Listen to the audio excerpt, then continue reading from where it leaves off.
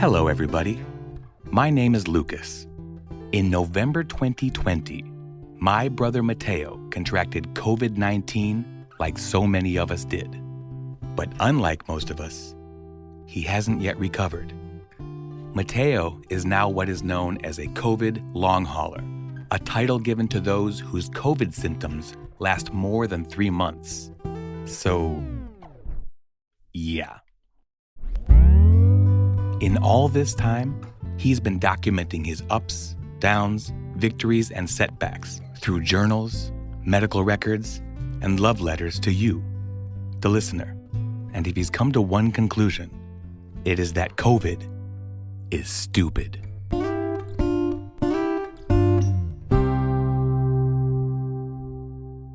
In our day-to-day lives, there are some things that we depend on and that we enjoy engaging in.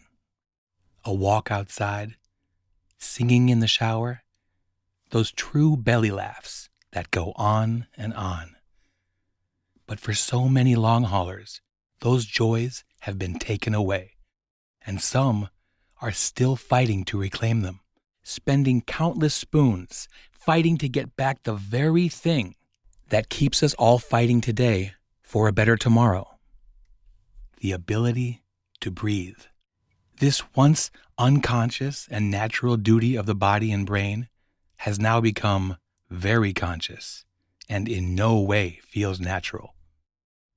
However, there are those out there who are fighting the fight alongside all of the COVID long haulers and doing their best to restore what has been lost. And now, to share his experience with one of those people and his experience reclaiming his own breath, here's my big brother Mateo, relearning to breathe. Hello to all my beautiful long-hauling friends. Never mind how much energy it costs to take a shower or comb your hair these days. I think you're still as beautiful as ever. Never doubt that. Mwah. Loyal listeners may recall me talking about my experience at the Zen Den. This is not a story about the Zen Den. Summer of 2024, my Zen Den doctor, the concussion specialist, referred me to a colleague who does something called biofeedback therapy. I didn't know what that was, but neato bandito.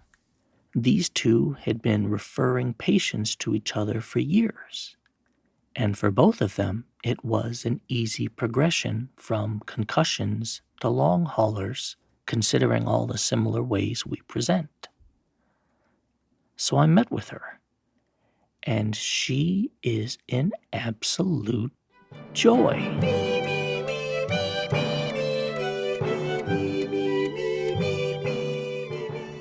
In this first appointment, I explained that very much unlike my usual self, I didn't want to know anything about biofeedback or resonance frequency breathing or anything else she was going to do with me. Not out of a lack of interest, mind you. I wanted to enter into the experience with a blank slate. I didn't want to bring any preconceived notions or expectations. And she was totally cool with that. Cool. So at the next appointment, I got hooked up to a few contraptions, a couple doohickeys, and at least one medical-grade thingamabob. And then I was told to breathe. Not my current strong suit, but I did as I was told. She later started a video, and I was told to breathe along with said video. It would pace my breathing, take me through a few different speeds, and the results would be measured. So again, I did what I was told. I'm nice like that. At the end of the video, the contraptions, doohickeys, and the medical-grade thingamabob started spitting out results in the form of a bunch of different colored squiggly lines with numbers and values and points of interest, and she started explaining them all to me, and well, at first I wasn't really understanding, and then I wasn't really listening. So I told her, even though I'm still intensely curious about the science behind it, all I wanted to know was what I needed to know. What I needed to know was this. My resting breath rate was somewhere in the high 20s per minute. Apparently, this falls in hyperventilation range. No wonder I'm so frickin' tired all the time. Actually, she said she had one long hauler who was in the low 30s per minute. Damn. Pour some protein shake out for that, homie. Much love, homie. The other thing I needed to know was that when I breathe 5.5 times per minute or slower, the number value thing that reflects something about my parasympathetic nervous system, maybe? Look, I mentioned that I stopped listening, didn't I? Okay, good, because I I don't know what that reflects. I don't know. But what I do know is that at 5.5 breaths per minute or slower, the number value thing was in the 200 to 400 range. When I breathe 6.5 times per minute or faster, the same number value thing is in the same 200 to 400 range. However, when I breathe exactly 6 times per minute, this mysterious magical number value thing jumps to 12,000 or more. This is apparently my resonant frequency. Huzzah! I exclaimed. Over 12,000. I delighted. Now what? I inquired. I was instructed to spend at least 20 minutes a day listening to a video that paces my breathing at exactly 6 breaths per minute. So that's what I did. Often. I was spending over an hour every day breathing at that rate, trying it under different circumstances, different times of day, attempting different tasks at the same time, employing different breathing techniques, different pacing methods, and keeping a weekly journal of my experience. There was a tremendous freedom entering into the exercise, unburdened by any idea of what was supposed to happen. Instead, I arrived every day with an open mind and a kindly curiosity about what my body, brain, spirit, and soul would experience. Every Sunday, I would send her my journal, and every other week, we'd meet to discuss how it's been going.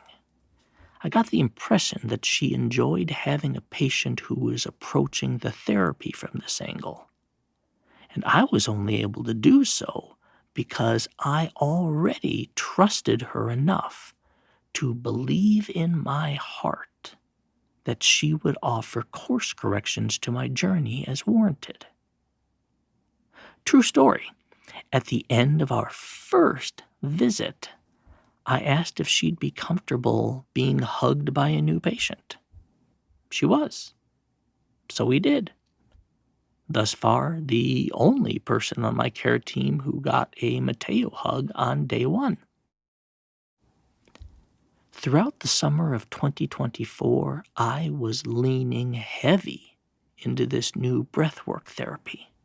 In fact, I think I can confidently say I was breathing every day. I get it. Guys, did you hear that? Yeah, that was good, actually. Yeah. And I started recognizing patterns. I started realizing that visualization was playing a huge role in how my body would react. Many days I would focus intently on my body, listening for changes and accepting reactions in a very, very intimate way. I would focus on healthy, healing air entering my lungs with every inhale and visualize tension and pain leaving with every exhale. Often, working from toes to tippy top, I would visit every pain in my body and spend some time with each, telling them gently that it's going to be okay. On some days, I would attempt to activate my mind, really fire up the brain. I discovered I could breathe myself into a hyper focus that left me feeling like the brain fog had been quietly blown away like a bad dream or a stinky fart in the breeze. Now, this clarity wouldn't last long beyond the actual breathing exercise, but I felt like there was definitely more potential to explore there because, ew, farts. Finally, there's what I was calling my still water mind. This was my calmest and least intentional version. Typically, this happened when I was also engaging in a prolonged task that required very little conscious thought, often in the form of needlework or other crafting. I would allow myself to do without trying. Thanks for the tip, Yoda. Whether it was body, brain, or calm water, all seemed to serve a different role and produce a different result. And I started understanding that this gift I'd been given was feeling less like a singular spatula and more like a spectacular Swiss Army knife. And I'm excited to tell you more about the role that my ongoing breathwork is playing today. But that will be another story for another time. To all you beautiful, long-hauling lovelies, I imagine most of us have our own version of the same story. The story that outlines an adversarial relationship with the medical world. So many of us are sick and tired of chasing the science. So many of us are sick and tired of explaining ourselves to somebody new. So many of us are sick and tired of being sick and tired. And I'm here to tell you, it's okay to give yourself a break from chasing, a break from explaining, even a break from knowing and understanding what your own number value things actually represent. It's okay to save all those spoons and instead just breathe. Keep breathing, friends, because if you're still doing that, you're still in this fight. We'll get there. I don't know how long it will take or how many challenges we'll have to overcome, we'll make it, and I look forward to the day I find you at the finish line. But until that day, don't you worry. I won't be holding my breath.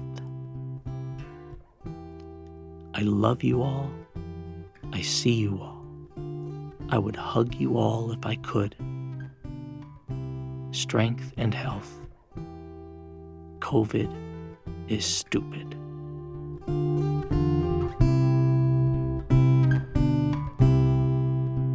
And I look forward to being there too, Mateo, at the finish line, with you, your family, and everyone else who helps us to the other side.